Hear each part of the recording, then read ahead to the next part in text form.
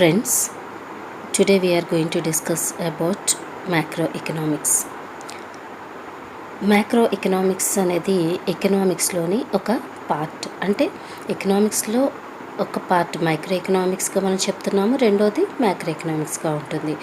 అందులో మనం first year micro economics నేర్చుకున్నాం కాబట్టి సెకండ్ ఇయర్లో మ్యాక్రో ఎకనామిక్స్ గురించి మనం అధ్యయనం చేయడం జరుగుతుంది. అయితే అర్థశాస్త్రం అంటే ఏంటని ఫస్ట్ ఒకసారి చూద్దాం. అర్థశాస్త్రం అనేది ఒక సామాజిక శాస్త్రం లేదా సోషల్ సైన్స్ అని కూడా మనం చెప్పొచ్చు అనమాట.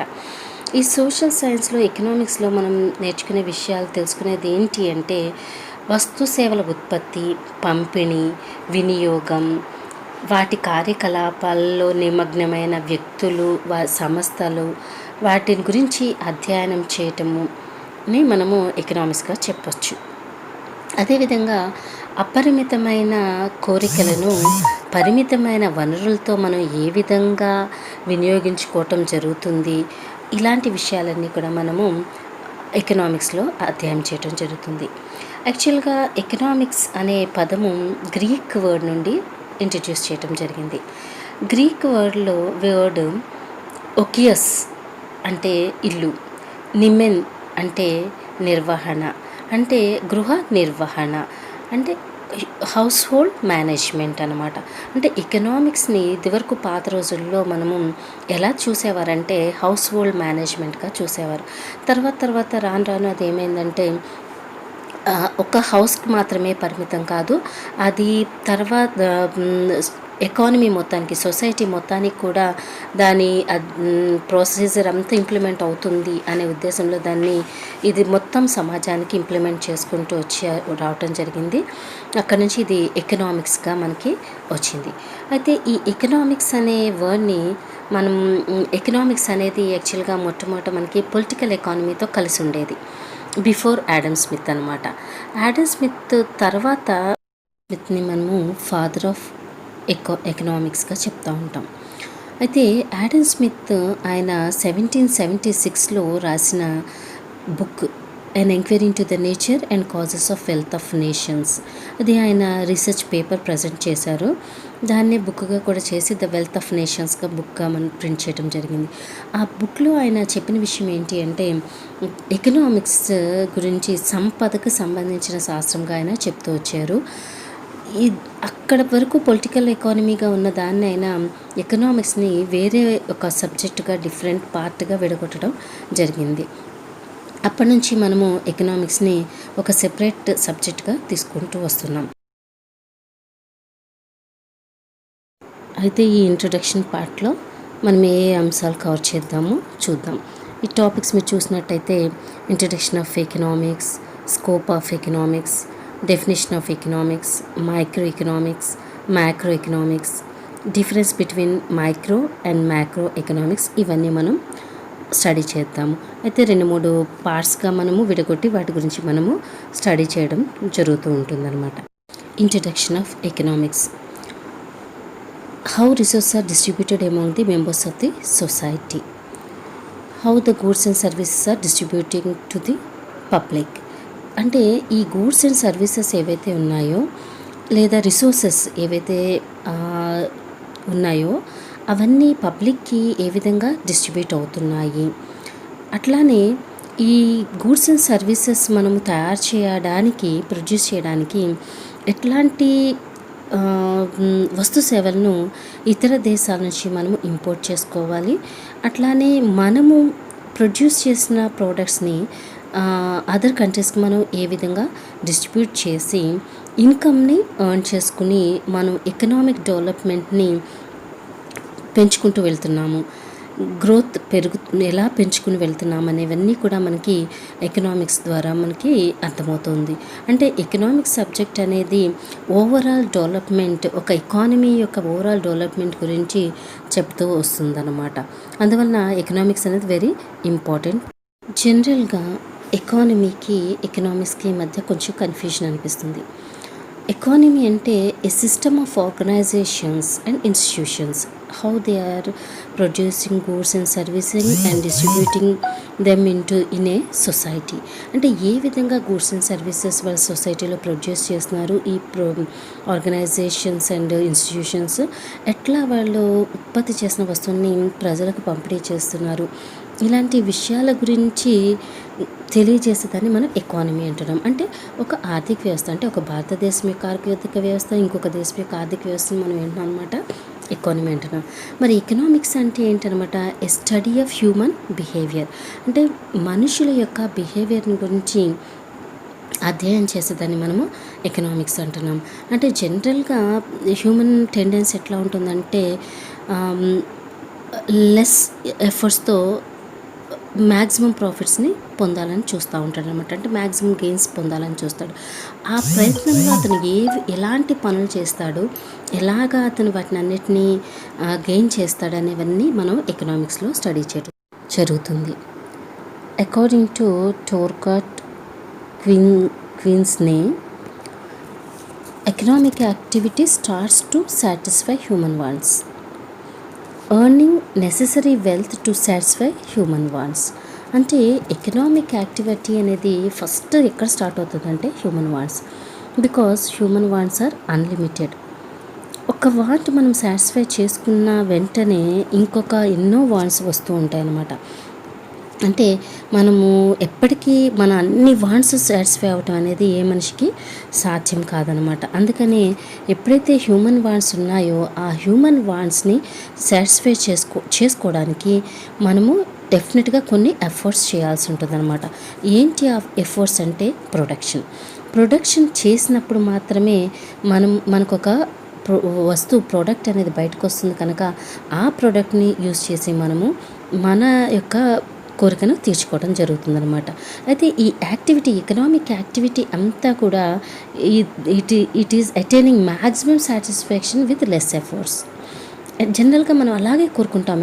ఎకనామిక్ యాక్టివిటీ యొక్క మెయిన్ ప్రిన్సిపల్ ఏంటనమాట, attaining maximum satisfaction with less effort.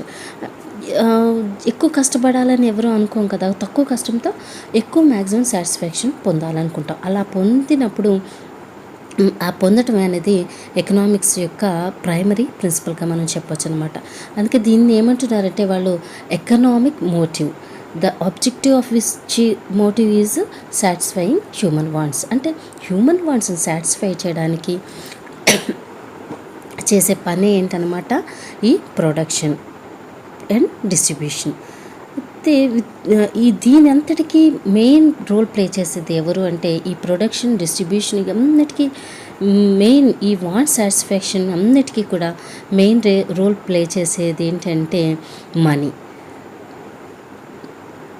ఈ మనీ ఉన్నప్పుడు మాత్రమే మనము ప్రొడక్షన్ చేయగలము, మన యొక్క వాంట్స్ని సాటిస్ఫై చేసుకోగలము, అలాగే వాటిని మనము డిస్ట్రిబ్యూట్ చేయగలుగుతాము.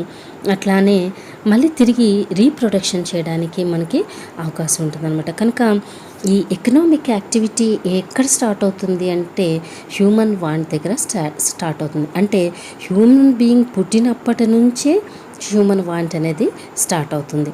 అట్లా హ్యూమన్ వాంట్ స్టార్ట్ అయ్యి అది ఎఫర్ట్గా తయారయ్యి ఆ ఎఫర్ట్ మళ్ళీ సాటిస్ఫాక్షన్గా అవుతుంది. తిరిగి మళ్ళీ కొత్త హ్యూమన్ వాంట్స్ వస్తాయి, ఎఫర్ట్స్, సాటిస్ఫాక్షన్. ఇది సర్క్యులర్ ఫ్లో అనమాట. ఈ సర్క్యులర్ ఫ్లోలో ఎప్పుడు కూడా హ్యూమన్ వాంట్స్, ఎఫర్ట్స్, సాటిస్ఫాక్షన్ జరుగుతూనే ఉంటుంది. కనుక ఎకనామిక్ యాక్టివిటీస్ అనేది, ఈ యాక్టివిటీ అనేది ఎప్పుడు కూడా కంటిన్యూస్ ప్రాసెస్గానే ఉంటుందన్నమాట. అంటే ఒకటి తీరిన తర్వాత మరొకటి తీరిన తర్వాత మరొకటి జరుగుతుంటుంది. కనుక దీన్ని ఏమంటున్నాం అనమాట, సర్క్యులర్ ఫ్లోగా మనం చెప్పడం జరుగుతుంది. డెఫినేషన్స్ ఆఫ్ ఎకనామిక్స్ మనకి చాలా ఇంపార్టెంట్ డెఫినేషన్స్ కొన్ని ఉన్నప్పటికీ ఫస్ట్గా ఆడమ్ స్మిత్ డెఫినేషన్ తీసుకున్నట్టయితే, ఆడమ్ స్మిత్ అప్పటి వరకు పొలిటికల్ ఎకానమీ నుంచి ఎకనామిక్స్ని తీసుకొచ్చారు. కనుక ప్యూర్ ఎకనామిక్స్ గురించి చెప్పడం జరిగింది, డెఫినేషన్ ఇవ్వడం జరిగింది. ఆయన రీసెర్చ్ పేపర్ నుంచి దాన్ని పబ్లిష్ చేయడం జరిగింది. And enquiry into the nature and causes of wealth of nations అనే పేపర్ నుంచి ది డెఫినేషన్ బయటకు వచ్చింది 1776లో. సంపద అంటే ఎకనామిక్స్ అనేది సంపద గురించి అధ్యయనం చేసే శాస్త్రంగా ఆయన డిఫైన్ చేశారు. ఆ తర్వాత ఆల్ఫ్రెడ్ మార్షల్ చూసినట్టయితే ఆయన వెల్ఫేర్ డెఫినేషన్ని ఇవ్వడం జరిగింది. అంటే ప్రిన్సిపల్స్ ఆఫ్ ఎకనామిక్స్ అనే బుక్లో 1890లో పబ్లిష్ అయిన బుక్లో ఆయన ఎకనామిక్స్ అంటే మానవుల యొక్క శ్రేయస్సును గురించి అధ్యయనం చేసే శాస్త్రము. అంటే ఒకటి సంపదే కాదు, శ్రేయస్సు కూడా చాలా ఇంపార్టెంట్, వాళ్ళ వెల్ఫేర్ కూడా చాలా ఇంపార్టెంట్. అలా రెండింటి గురించి కలిపి అధ్యయనం చేసేదే ఎకనామిక్స్ అని ఆయన చెప్పడం జరిగింది. నెక్స్ట్ రాబిన్స్ డెఫినేషన్ మనం చూసినట్టయితే స్కేసిటీ డెఫినేషన్. స్కేసిటీ అంటే కొరత. ఈయన 1932లో an essay on the nature and significance of economic science అనే బుక్లో స్కేసిటీ డెఫినేషన్ని డిఫైన్ చేయడం జరిగింది.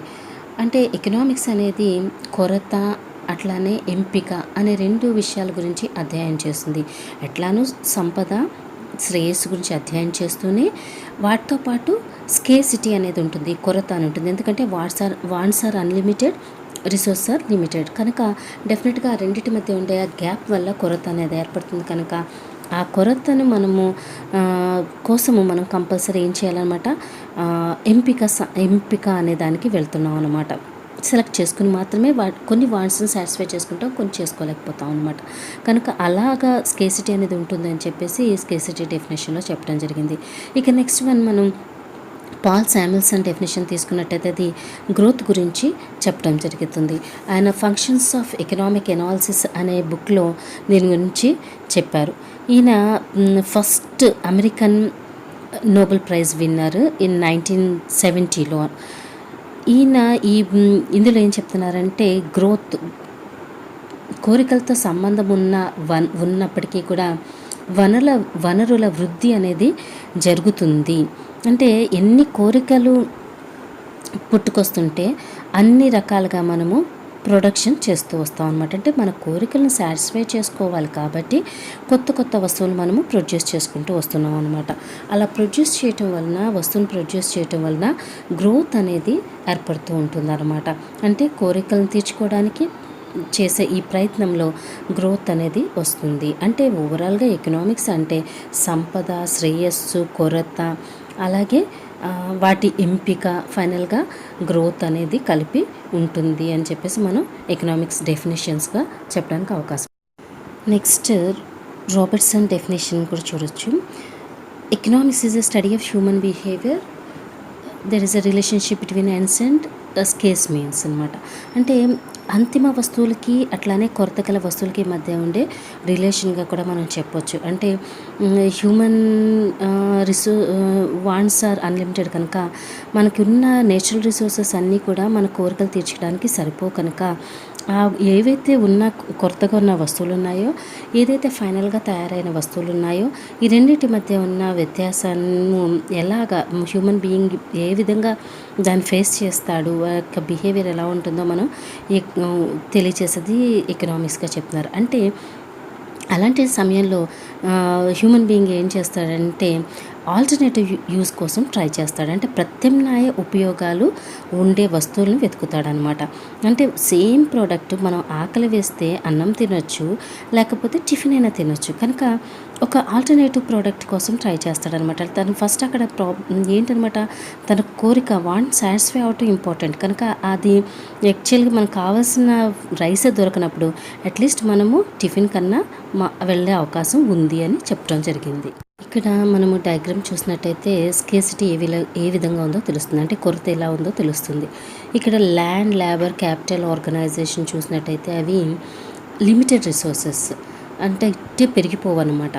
కానీ అదే సమయంలో food, clothing, shelter, transportation, jewellery, entertainment ఇట్లా ఇవన్నీ కనుక చూసినట్టయితే అన్లిమిటెడ్ వాంట్స్. కాబట్టి ఇందులో వేటిని మనం సెలెక్ట్ చేసుకోవాలి, వేటిని వదిలేయాలి అనేది అక్కడ మనకి ఎంపిక సమస్య అని ఏర్పడుతుంది. అంటే స్కేసిటీ వలన ఎంపిక సమస్య అనేది ఏర్పడుతుందన్నమాట.